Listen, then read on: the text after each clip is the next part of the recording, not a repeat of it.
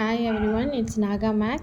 இது 12th NCERT Max 4th chapter determinants exercise 4.2ல second sum that just show that the points A வந்து A, B plus C, then P வந்து B, C plus A, then C வந்து C, A plus B. இது வந்து கொலினியருக்கு சொல்லியிருக்காங்க R collinear.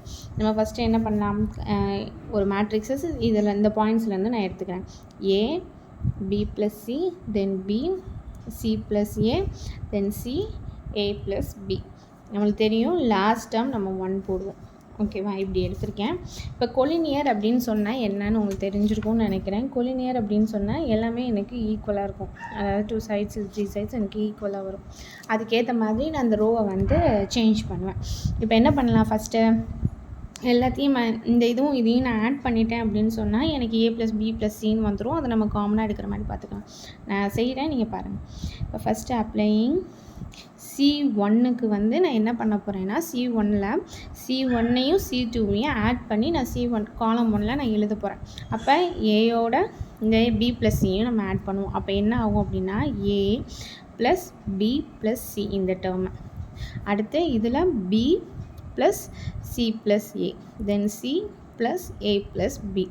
அப்புறம் ஆக்சுவலாக இருக்கிற இந்த 2 காலம் B plus C, C plus A, A plus B, then 1 1 1. ஓகேவா, இப்போ நம்ம இந்த காலம் 2 காலமையும் ஆட் பண்ணி இந்த ஒரே இடத்துல போட்டாச்சு. இப்போ இதில் என்ன பண்ணலாம், எனக்கு இதில் எல்லாத்துலேயுமே வந்து ABC தான் இருக்குது. ABC, இங்கே BCA, CAB, ABC தான் இருக்குது. இதுலேருந்து நான் என்ன பண்ணுவேன், ABCயை காமனாக எடுத்துக்கிறேன். A plus B plus C எடுத்துட்டேன்னா எனக்கு இந்த ரோ ஃபுல்லாக என்ன ஆயிரும், 1 1 1ன்னு ஆயிரும். B plus C, C plus A, then A plus B. அப்புறம் இங்கே இருக்கிற 1 1 1. இப்போ பார்த்தீங்கன்னா எனக்கு C1ம் C3யும் வந்து எப்படி இருக்குது, ஈக்குவலாக இருக்குது.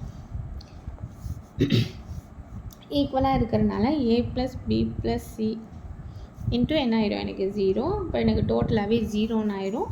So the points R collinear நம்ம ப்ரூவ் பண்ணிட்டோம்.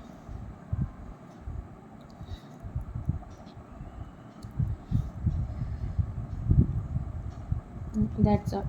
இதுதான் நம்மளோட செகண்ட் சம். இந்த சம் உங்களுக்கு புரிஞ்சிருக்கும்னு நினைக்கிறேன். இந்த வீடியோ உங்களுக்கு பிடிச்சிருந்துச்சுன்னா லைக் பண்ணுங்கள், ஷேர் பண்ணுங்கள், சப்ஸ்கிரைப் பண்ணுங்கள். தேங்க்யூ.